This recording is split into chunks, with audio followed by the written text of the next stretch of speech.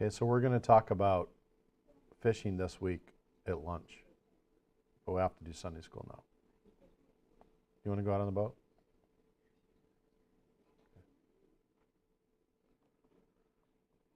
No bananas. I know. No bananas, right? We good? We ready? All right, we're live. Well, good morning, everybody.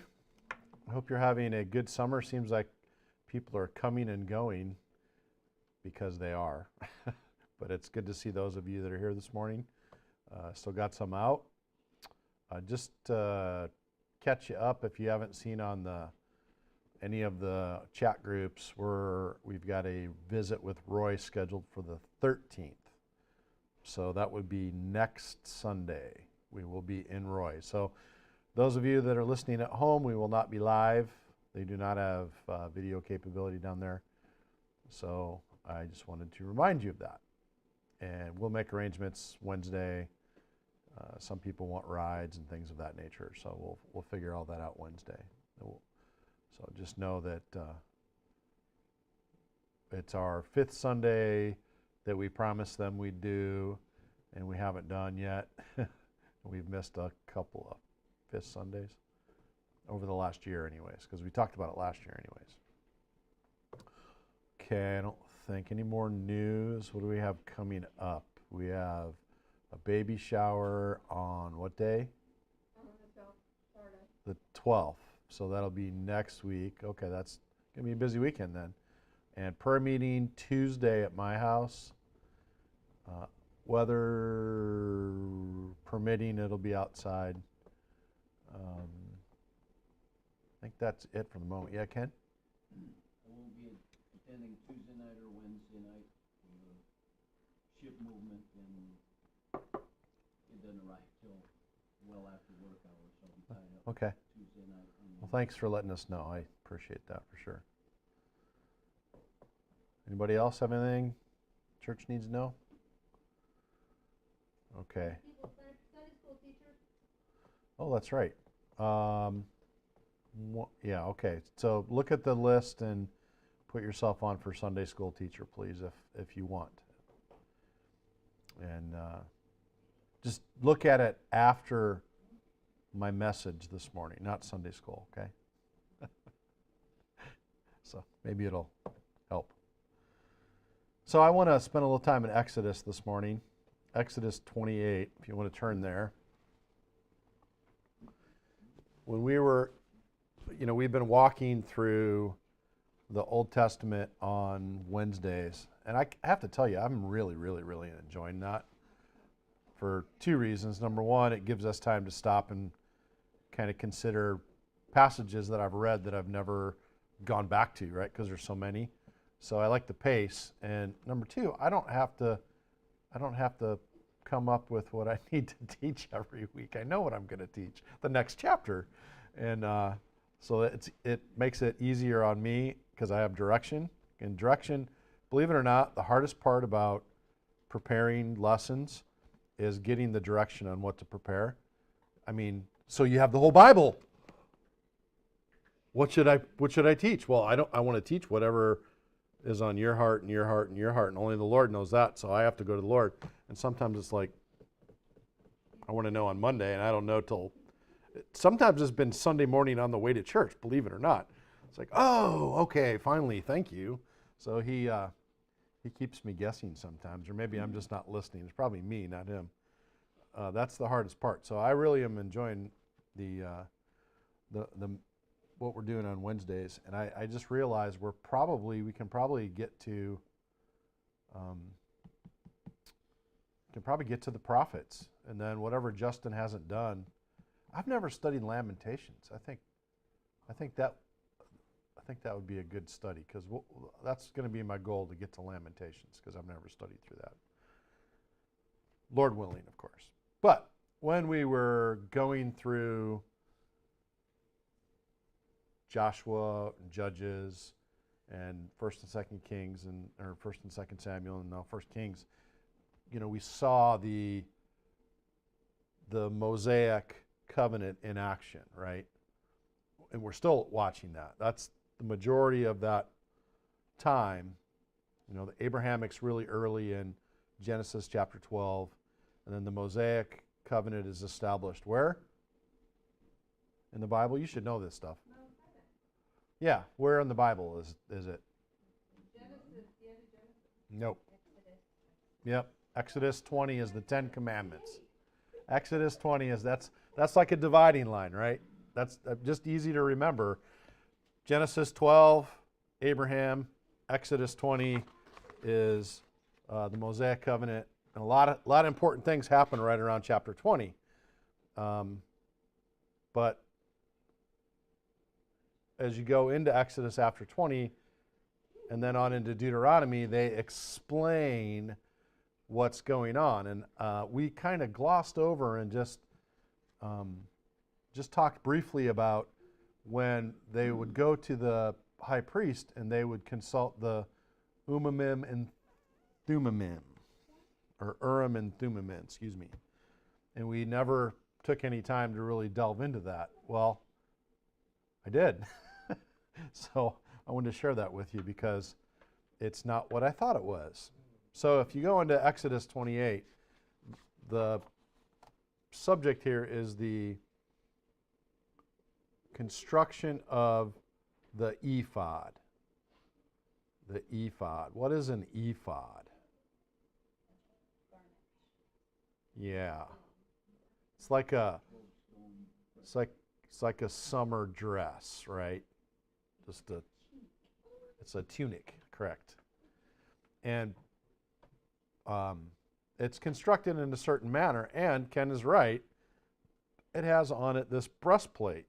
And I thought the breastplate was in addition to it, but if you read through this, it's actually the ephod is attached. The breastplate is attached to the ephod. It's not like you can take one off and not wear it. So sometimes it'll say, put the ephod on, and the breastplate is included. So they're wearing the breastplate. So let's read a little bit of this. I've got 30 in my notes, but let's see. 28 probably. And they shall bind the breastplate by its rings to the rings of the ephod with a blue cord. So they're binding the breastplate. See, it's attached. With a blue cord, that it may be on the skillfully woven band of the ephod, and that the breastplate may not come loose from the ephod. And Aaron shall carry the names of the sons of Israel in the breastpiece of judgment. That's what it's called, the breastpiece of judgment, over his heart when he enters the holy place for a memorial before the Yahweh continually. And you shall put the breastpiece of judgment, you shall put in the breastpiece of judgment the Urim and the Thummim, and they shall be over Aaron's heart when he goes in before the Lord. And Aaron shall carry the judgment of the sons of Israel over his heart before the Lord continually. So that Aaron was the high priest. And he's a type of Christ, and he's the pattern for the high priest going forward. Yes, sir. Interesting that the Young's translation would word it this way: and thou shalt put into the breastplate of judgment the lights Yep. and the perfection. And that is the translation of those two words. Lights and perfections. You're like, what? So are they actually putting something in? I think this more is more of a metaphorical statement than anything else. I found, so there's these things called targums. Does anybody know what a targum is? Is that a reference to help to understand? Yes and no. What it is a translation from Hebrew into Aramaic with explanations in the text. So let me read what Onklios, Targum Onklios says. It's actually pretty much like this. Thou shalt put in or upon the breastplate of judgment the Uriah and the Thummim, and shall be upon Aaron's heart when he entereth before the Lord, and Aaron shall carry the judgment of the sons of Israel. So same, it's pretty same, but the Pseudo-Jonathan Targum, which is actually pretty good, has a longer explanation in this passage. And thou shalt put upon the breastplate of judgment the Uriah, which illuminates their words and manifests the hidden things of the house of Israel, and the Thumiah, which fulfill or perfect their work to the high priest, who seeketh instruction by them before the Lord, because in them is engraven and expressed the great and holy name by which were created the 310 worlds, which is a whole other subject, the 310 worlds. And that God created in Hebrew tradition 310 worlds. And which was engraven and expressed in the foundation stone, wherewith the Lord of the world seated upon the mouth of the great deep at the beginning. Whosoever remembereth that holy name in the hour of necessity shall be delivered, and they shall be upon Aaron's heart in the time that he enters before the Lord, and Aaron shall bear the judgment of the sons of Israel before the Lord continually. So that was instructive to me because it gave us more information, right? From a Jewish perspective, Pseudo-Jonathan was written about the turn of the, during the first century, early in the first century. Again, out of Hebrew into Aramaic, because that was the language spoken of by most of the people within Judaism. Let me see if I've got Pseudo-Jonathan in here. If I can get sometimes they'll give me in the analyst window, I get some good information. Nope. Nope. It'll tell me the publication date and the source of it. I don't remember when Pseudo-Jonathan was actually penned. I believe it was in the first century, though. It's pretty early. It might have been before, though. That's what I was checking. So, anyway, so the Targums are pretty instructive, and that's what those two words mean. It's called the breastplate of decision in some English versions. And this was the greatest distinction that the high priest had from among all the other priests. He had this, and they used this to get an answer from the Lord. And we'll talk about that a little bit more. But let's, how did this work? Well, Numbers 27. If you go to Numbers 27, and again, let me read Pseudo-Jonathan. It says, and he shall minister before Eleazar the priest, and when any matter is hidden from him, this is the king, he shall inquire for him before the Lord by Uriah or Urim. According to the word of Eleazar the priest, they shall go forth to battle and come in to do judgments be, and all the sons of Israel with him, even all the congregation. So if the king wants to answer a question, he goes to the high priest and he consults the breastplate and gets an answer. Like, well, how does that work? That's a good question. How does that work? Well, it only works if the high priest is godly. It does not work if the high priest is not godly. And that's what it says in Deuteronomy 33:8. And of Levi he said, let thy Ummim and thy Thummim belong to thy godly men, whom thou didst prove at Manasseh, with whom the Lord did contend with the waters of Meribah. And that's a historical event. So in 1 Samuel, do you remember, maybe you do, maybe you don't, Saul inquired of the Lord, and the Lord did not answer him in 28:6, either by dreams or by Urim or by prophets. So those are the main ways that God communicated with Israel in that day. And there's many examples that we've gone through where they've consulted this. So it'll either say, put on the ephod, or it'll say, consult the Urim. And what does Urim mean? Lights. What does Thummim or Thuria mean? Perfection. Yeah. So lights and perfection. How does that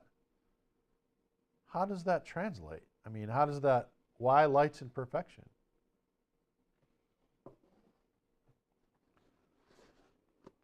If you get information, it's illuminating, right? It's the light that God is giving us to walk by. And the perfection is because it's His perfect word. It's His perfect will.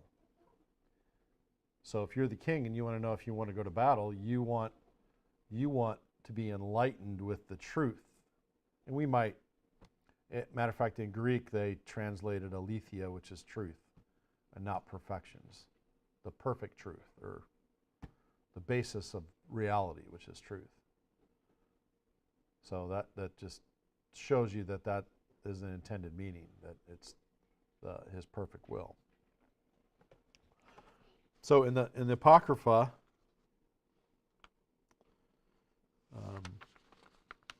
it talks about this 3 times.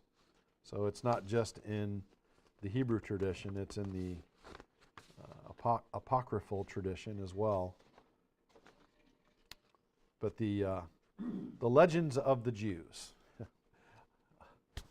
And you say, well, why are you pulling all these non-biblical sources out? Because the Bible doesn't explain how this works. Well, who would know how it works? The people that used it. Well, who were the people that used it? Well, the ancient Jews. Well, is there anywhere where the ancient Jews wrote all this stuff down? Well, no, not really, because they didn't write back then. But when writing did start and printing did start, the tradition had been handed down. Is it 100% accurate? We always take it with a little grain of salt because it's a tradition, an oral tradition handed down. But it's illuminating to us, maybe not to the level of perfection, but it's illuminating to us. And they certainly would have got this right because they did it so often and for so long. And that breastplate was around. So the stones in the breast, this is what it says in the Legends of the Jews. Oh, should I get the source for that? Yeah. You want the source for that? Do I have it in here? I'll have to call it up right here. That's Josephus. I want Legends of the Jews. By the way, it is so cool to have all this stuff searchable. I so appreciate that it's searchable and I can just call stuff up and I don't have to read for hours to find 1 or 2 verses. Let's see. No. Let's see. Where's the header?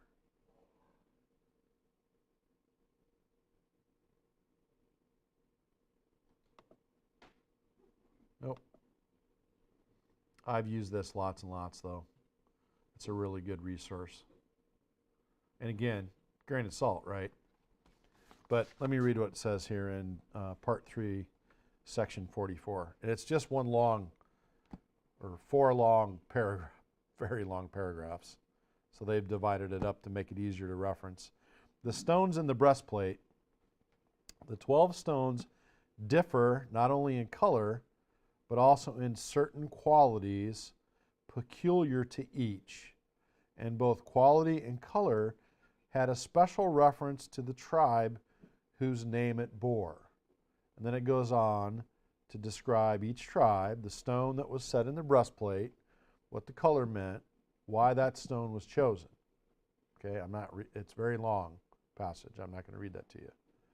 And then when that's done, it says the 12 stones in the breastplate with their bright colors were of great importance in the oracular sentences of the high priest, who by means of these stones made the Urim and Thummim exercise their functions. For whenever the king or the head of the Sanhedrin wished to get directions from the Urim and Thummim, he betook himself to the high priest. The high priest, robed in his breastplate and ephod, told him to look into his face and submit his inquiry. The high priest, looking down on his breastplate, then looked to see which of the letters engraved on the stones shone out most brightly, and then constructed the answer out of the letters. Kind of mirrors what Josephus says. I was reading this. Yeah. Reading that. You ever used a Ouija board? It's kind of like a breastplate, like a Ouija board, only on the good side, not the bad side. Don't use a Ouija board. So, thus, for example, when David inquired of the Urim and Thummim if Saul would pursue him, the high priest Abiathar beheld gleaming forth the letter Yod in Judah's name, Resh, which is a Hebrew letter for Reuben's name, and Dalet, which is a Hebrew letter for Dan's name. Hence the answer read as follows: he will pursue. That's the structure. Remember, there's no vowels, just consonants. And the letters put together, I mean, it's not like their language is very different than our language. It's chunks of different letters spell complete ideas quite often, from what I understand. The information of this oracle was always trustworthy, for the meaning of the name Urim and Thummim is in the fact that these answers spread light and truth. There it is right there. But not every high priest succeeded in obtaining them. Only a high priest who is permeated with the Holy Spirit and over whom rested the Shekinah might obtain an answer, for in other cases the stones withheld their power. They didn't light. But if the high priest was worthy, he received an answer to every inquiry. For on these stones were engraved all the letters of the alphabet, so that all conceivable words could be constructed from them. So again, Legend of the Jews, a little later on. Although Joshua, who is not of thy kin, is to be thy successor, I shall nevertheless be mindful of the law, that no inheritance shall remove from one tribe to another, for the dignity of leadership is to be reserved for thy family. What family? Leadership, not the priesthood. Joshua shall stand before Eleazar the priest, thy brother's son, who shall ask counsel for him according to the judgment of Urim. So, and there's an example of Joshua using it from Eleazar, who is the son of Aaron, right? Yes. Question?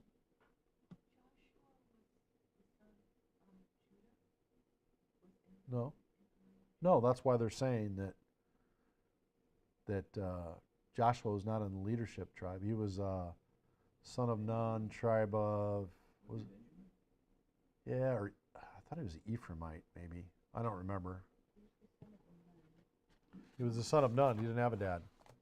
People try to make that the truth right there. That's, yeah. Let me look it up real quick. No, not Joshua's or Joshua's.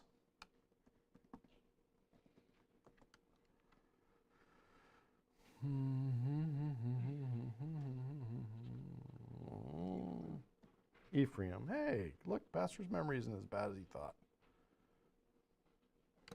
Yeah, Ephraim. Right? Because he got the mountains of Ephraim was his inheritance. So that's the process. You go to the high priest, the breastplate goes beep, beep, beep, beep, beep, beep, you get an answer. If the high priest is worthy, holy, righteous, has the Spirit lead them right. Because he was anointed, so he would have had the Spirit leading him just like the king did. Otherwise, the average people did not have that. That's a very important point to remember going into my next message, because the average people had to go to the priesthood, the anointed ones, to get answers.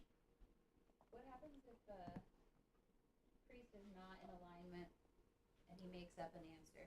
Does that ever happen? Mm-hmm. We've seen that happen, right? I'm trying to remember. We've had kind of an instance of that on Wednesday night. Yeah. Oh, yeah. Yeah, the priest lied. He lied to him. Oh, yeah, God told me to come to my place. Okay. Okay. Yeah. It didn't, well, and that he wasn't the high priest, though, but same. What about Eli being, we know that the Lord took him because he didn't correct his sons in their folly, but did he still use that Eli was the high priest? Yeah. So did he give correct answers even though the man was? Depends on whether he was worthy in the Lord's mind at that point or not. I mean, you look at the lifetime of, like Solomon. Solomon, for a good stretch of his life, was right on the money, right? And then at the end, he went south fast and hard. So it would depend. I think the thing won't light up. I think there won't be any Urim or Thummim action. The what is that thing? The bop, not bebop or whatever. You know, you got to do the Like Simon. Simon? Simon's broken when you go south. Scared. There could be other circumstances like when, well, you already mentioned it, didn't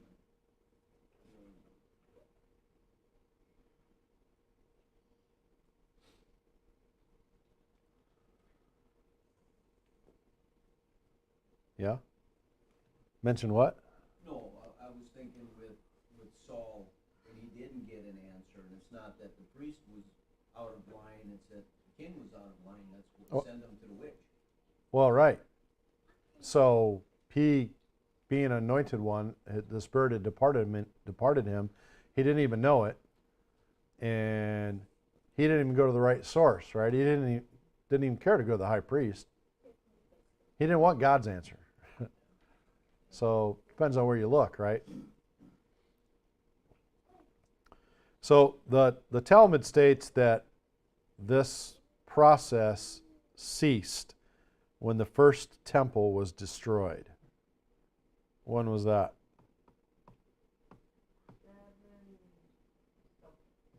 When Babylon came through and cleaned the temple. When the first temple was destroyed on the third invasion by Babylon, when they took away, the leadership had already been gone, but that's when they razed the temple. They down to stones, and they had already sacked it, but they completed sacking it and removed the gold from the walls and everything and tore it down. That would have been 700 BC, roughly. Is that right? 700. It's either 600 or 700. I think it's 700 BC.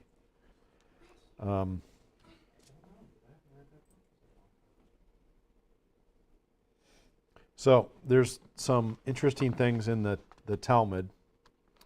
We got about 5 more minutes left, so I want to get to some of that. What is the Talmud?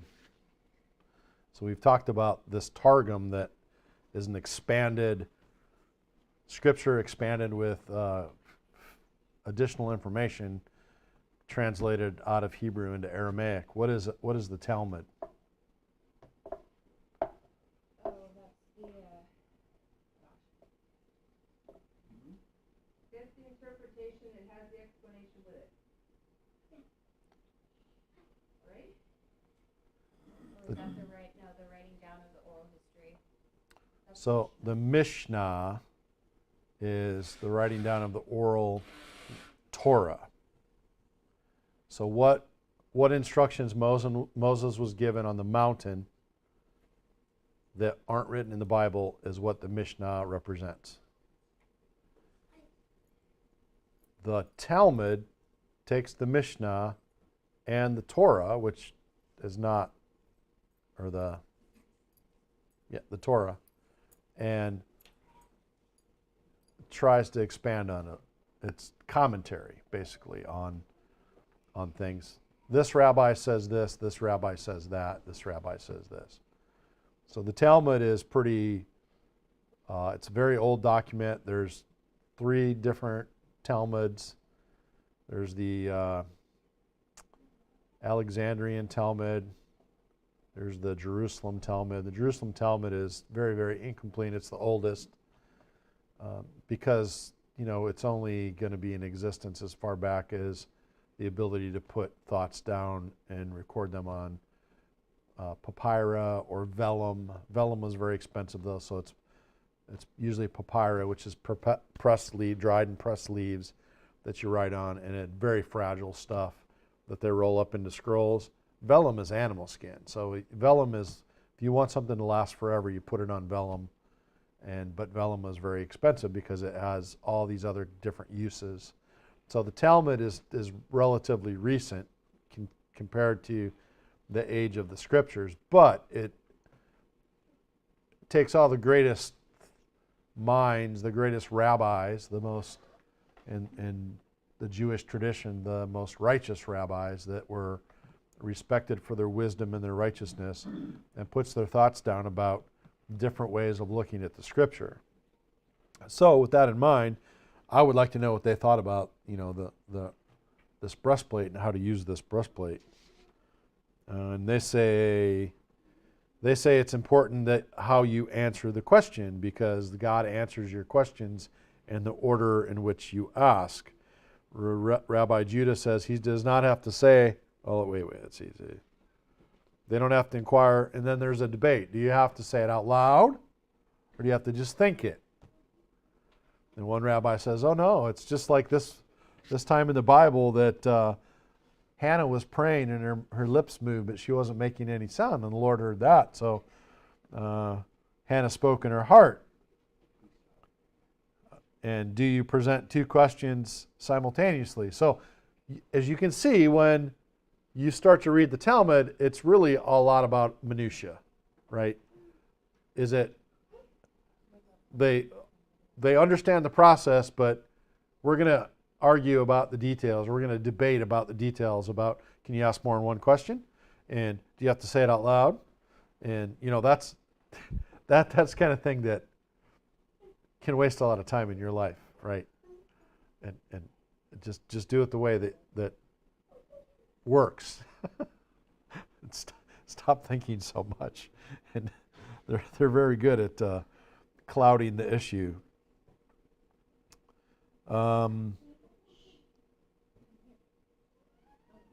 Why are they called Urim and Thummim? Urim because they made enlightening statements. The word for enlightenment uses the same letters as Urim. And Thummim, because what they say is fully achieved, or perfection. For the word for fulfill uses the same letters as Thummim. And if you object, then why did they not carry out what they said in Gibeah Benjamin? Let's see, the answer is, so if you don't ask a clear question, you're not going to get a clear answer. So you have to be very careful about the question you ask. And they give an example of Phinehas in Judges 20. How did the thing work? The letters stood in relief. The names of the 12 sons of Jacob were inscribed. The answer always came through the letters that stood in relief. What's that mean? What's a relief? Like it stands out. Raised, right? Or graven. Either would. There's like a texture. There's a different texture, right? To it, so it wouldn't be like we would think of a sign with some kind of marking. It would be actually a relief of some kind, whether it's raised or depressed. And then they would take the stones and cut the stones to make a relief. So the one that said, one would say Judah, Simeon, etc. There'd be letters on the stone indicating the tribe. So like a die that has basically, because I guess. Yeah, dies have a relief. Yep. And they can be raised or they can be depressed. And I'm not sure which one. Let's see. The letters joined with each other. So the stones would have, they're So- then on each stone would be basically the name of the tribe then? Well, this is the part that is in debate in the Talmud. So it stopped at the first temple. The Talmud was written way after the first temple period. So did it have the names of the tribes on it, or did it have the names of the tribes and Abraham, Isaac, and Jacob? Because the tribes don't include the letter Sadi, because none of the tribes have that letter in their name. But Rabbi Aha Bar Jacob says the tribes of Jeshurun, which is one of a name for the Lord. So we're not sure, but Can you pull up like I'm sure there's visuals and replicas somewhere. yeah, Is it something it's on my next. It's in my message. Oh, okay. Okay. Sometimes a visual helps. Yep. So the very first slide of my message. Can you call up my PowerPoint for my message, and we'll just leave it up. So, like a dot. But they're not rolling it. The light would lighten the letter. That's really cool, actually. Hey, we need to go to Rite Aid today. They keep calling me.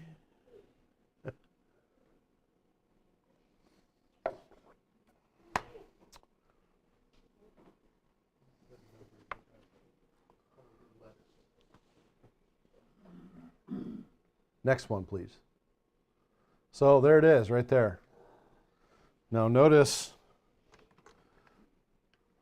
that on these stones, there's something, a relief there, pretty small. So the priest would have to look down and translate the message. So this is a representation. I don't know if it's to scale. I didn't read anywhere what said how big they had to be or how small they were. I would think it would be larger than that. And of course, this takes into account there definitely were 12 stones made of different material. I don't, I think rather in that the stones had the names of the tribes on them. That's what I gather from Exodus. So I believe that. We did a prior study of this, and the stones were polished but uncut. Hmm? And now my brain is like, I don't see it here. Well, there had to be a relief on it. There had to be letters on it. No, but they were, you know how sometimes like you don't know if this is like a legitimate knowledge you have or something Yeah. you feel I read it somewhere. Was it a good knowledge or bad knowledge? Yeah. I thought we had done this, and I actually remember Hal bringing this up, Hmm.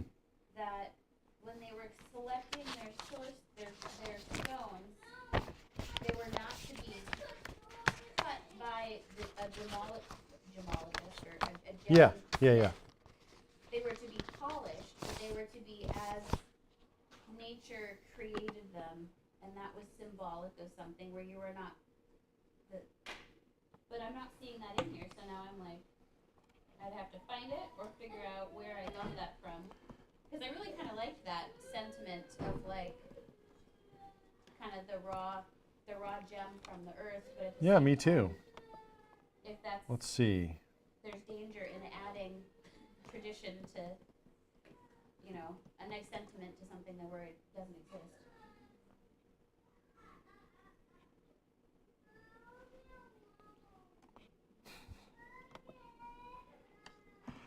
Oh. It talks about it Strong in will. Exodus 28. Yeah. Starting verse 15. That's where I was. Yeah, I'm looking all through it, and I don't see it.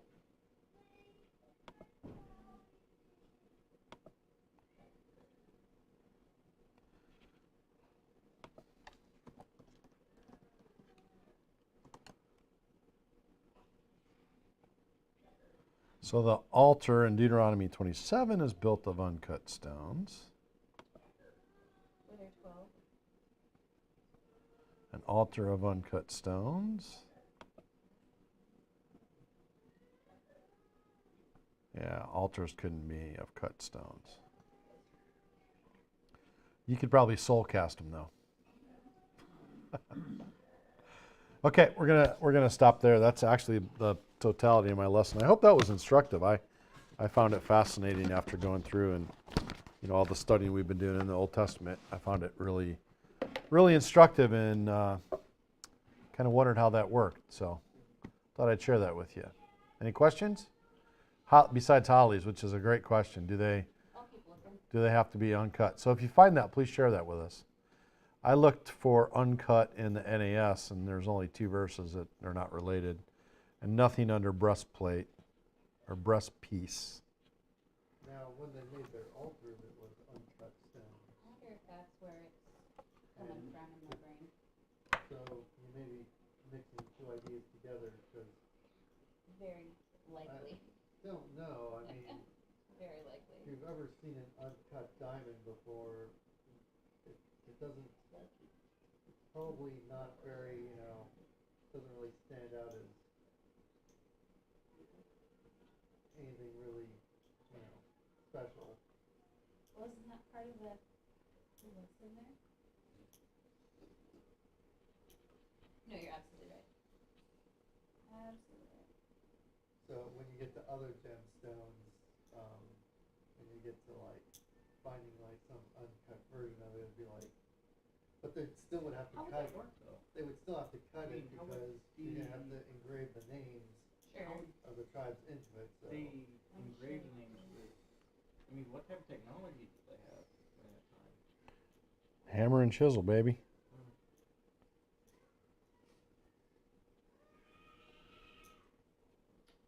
How would that be Ooh. raised? Would that be?